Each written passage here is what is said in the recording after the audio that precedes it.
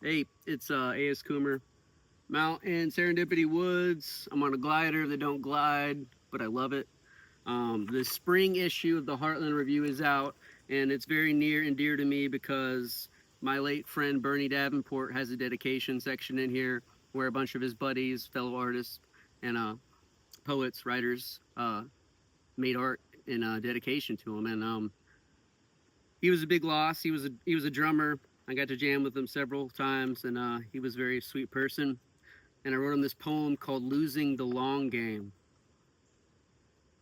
Lord God, giver of this keening heart, why the vice grip wrenching the blood from my basinal brain? Why the taming of this wild horse in old growth valley? Why the sinkhole you open a little wider with each drop of driving rain? Lord, why have you sent such floods? The sound of so much moving water sweeping the musicians off into cacophony, almost all of them taken before their time on the big stage. Lord God, why stop the songs that could have saved a life like mine? Like so many members of my band, we were cut adrift, left clinging to what we found and what found us, scraping songs together to lull the gulls closer, to coax land from horizon, melody from maelstrom. Though you can't drink the flood waters, we do.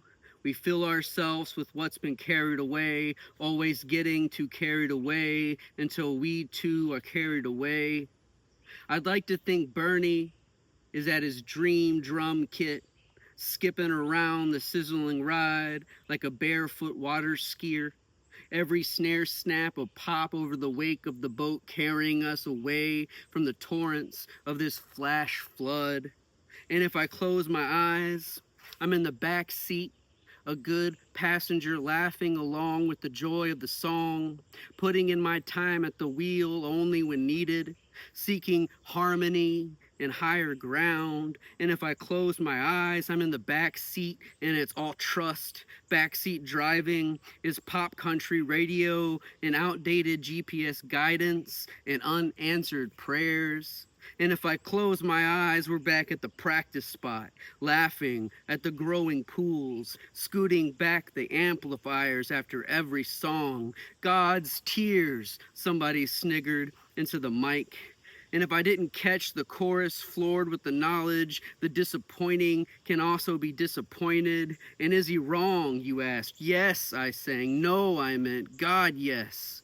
This excess and us in our drought years thrust together by 100-year flood, where we turned the roof of an ancient barn into a juke joint dance floor where we stomped and hollered, took all we had and begged for more, believed our protection spell songs were enough, our youth was enough, but like a lot of floods and hauntings, it's glacial. Some gods and demons play the long game, haunting every stone of your rib cage castle, flooding king's quarters and dungeon alike, sweeping away all our heads impaled on pikes and bobbing us along like the cheap bait we treated ourselves like.